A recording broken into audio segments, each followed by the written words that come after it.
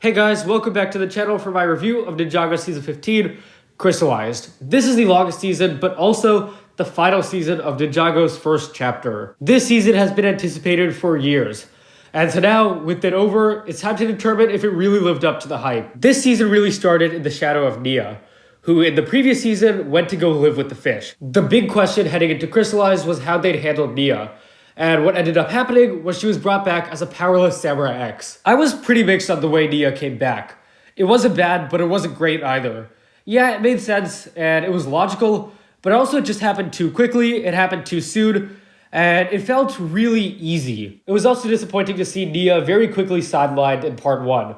But I felt that if they could tell a good story with her in part 2, it would be worth it. Boy, was I wrong about that. Nia ended up being one of the two big disasters of Ninjago Crystalized, because the season decides to just give her powers back, just like that. No, she doesn't really develop or earn her powers back, she just gets them back, and Crystalized is definitely one of Nia's worst seasons. Even as Samurai X, all Nia does is break the ninja out of jail and the subway. Nia on Crystalized is the single worst power story that the show has ever told. Crystalized chips away at every last consequence of Seabound's finale, and the message I got here was very anti-Ninjago.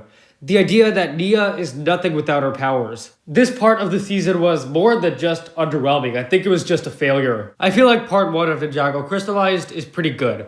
The first episodes do a nice job of showing the team's grief to Nia's departure, but I wish they had leaned more in on these emotions. For example, the fight between Jay and Kai at the end of episode 3 is good, but it feels very manufactured, and I wish we had seen more of this conflict. The new ninja are a welcome addition to Crystalized.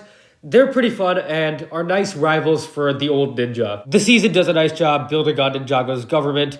The mayor is finally introduced as a character and he's decent.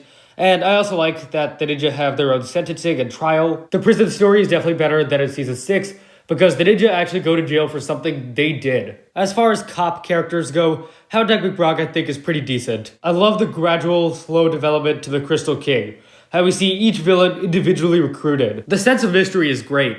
And as the Kabuki Mask, Ruby is really unsettling and creepy. I really enjoy the Council of the Crystal King in this season. Pythor is great. This is the first time we saw him in 6 years, and he's the same as he always is. He's just a very fun character. Asphira, I feel, is better here because I think she works better as a side antagonist, and it was interesting to see her team up with the ninja at the start of the season. Next up is King Vangelis, who I feel is definitely the weakest of the main 4.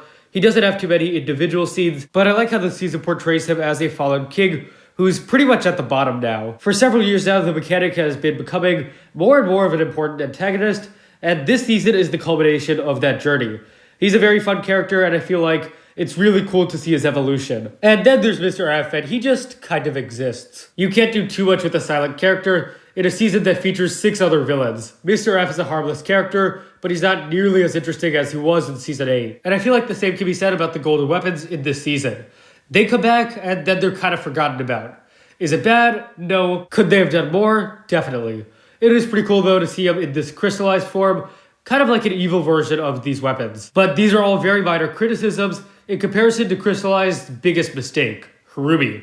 This is probably the worst thing the show has ever done. It was always concerning that this character was going to come back, because her ending in season 9 was perfect. It was a very ironic ending to the character. So her coming back, big red flag. I actually liked the character initially. I feel like as the Kabuki Mask, she was really cool. And episode 13, I enjoyed.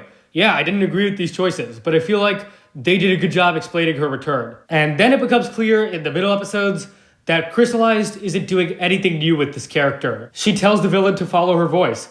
She kills the ninja in front of Lloyd, but not really. She tortures Lloyd. Everything here feels like a lesser repeat of season 8. None of it is character destroying, yet.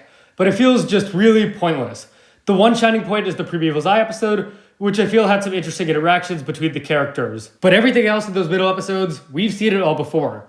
And we've seen it better. Harubi doesn't do too much until episode 29. And here is where the character starts to fall apart. Harubi's redemption is genuinely awful. It totally ignores why she hated the ninja. Because they failed to protect her family. This season never changes her beliefs on that. Harubi turns because she finds out the Overlord made the Great Devourer. This feels so lazy. It never addresses her actions or has her feel remorse for them. Ruby's redemption is selfish and out of revenge, not because she wants to change herself. The worst part is this season has her just become part of the gang, holding hands with Lloyd and talking to him, helping rebuild the monastery. I've heard many people say that Ruby was probably arrested, because we see the police commissioner with her here, but I don't do speculation. This season clearly didn't think it was important enough to show her getting arrested. Behind all of this is the message that abusers can be forgiven. This season destroys the character work done on Lloyd in previous years, that he has to move on past Harumi, and he can never really get the perfect closure he wants. Harumi was dug up from the grave so that she could come back, so that she could get the ideal happy ending that the Larubi shippers want to see. It's disgusting, it's so incredibly disappointing. We've talked about the two big failures of Crystalized, Nia and Harumi, but there's a third that it isn't as bad, but is still pretty bad, and that would be Lloyd's Oni story. Throughout the season, Lloyd believes Oni power is bad and should be avoided. Anyone who's watched seasons 9 and 10 knows this is wrong. Misake is a good Oni who helps people, and in season 10, Garbrandt uses his Oni power for good. The problem isn't Lloyd believing this, the problem is that the season doesn't change his beliefs. It affirms them. Lloyd winning by rejecting his Oni form feels like the wrong takeaway here. It feels very anti-balance. It would have been great to see the Oni and Dragon join forces to destroy the Overlord, but instead we got a repeat of season 2. So yeah, in general I feel Lloyd's Oni story was a complete waste of time, and it doesn't go anywhere. But that's not the only problem. Throughout the season, Lloyd constantly rejects Garbrandt's efforts to turn good, while at the same time trying to turn Harumi. These two stances are totally contradictory. I feel like Lloyd's journey of trying to accept Garbrandt is okay. It's not bad, but it doesn't go far enough. The closest thing we get to closure is Garbrandt handing Lloyd the wooden board in the final scene. We never really get a serious scene where Lloyd commits to trying to understand Garbrandt better. There is a scene like this in episode 28, but it gets used as a joke. You think you know, or you know you think, because those are two very different... The Lloyd-Garbrandt interactions in this season are mostly good, but the conclusion is decent at best, okay at worst, and just isn't as strong as it could have been. And that's why I'm not a fan of Lloyd here. His refusal to accept Garbrandt, while at the same time being totally okay with the redeemed Harumi. However, Garbrandt in this season I really enjoyed. It felt like a very nice extension of his story from March of the Oni. In season 10, we saw a confused Garbrandt trying to understand the value of life. Here we see a much more caring character who is making an attempt to turn good. Garbrandt in Crystalized is a very nice conclusion to my favorite Ninjago character, and his redemption arc is still going down as one of the show's best stories. Christopher is a great metaphor that wonderfully captures Garbrandt's growth, from being isolated and alone to, at the end of the season, having roots and being part of a community. Definitely one of Crystalized's high points. And now let's discuss Wu. Wu doesn't really have a character arc, but I feel like this was a really good season for him. It's a season where he's very active, his battle with the Overlord was fantastic, and one of this season's best moments. The original 4 ninja are pretty good, and we see a lot of interactions between these 4. Zane in episode 10 and the message about emotions was really strong. Unfortunately, the rest of the season undercuts this message by having Lloyd reject his Oni form. Episode 10, though, is still very good. Andrew Francis is really good as Cole.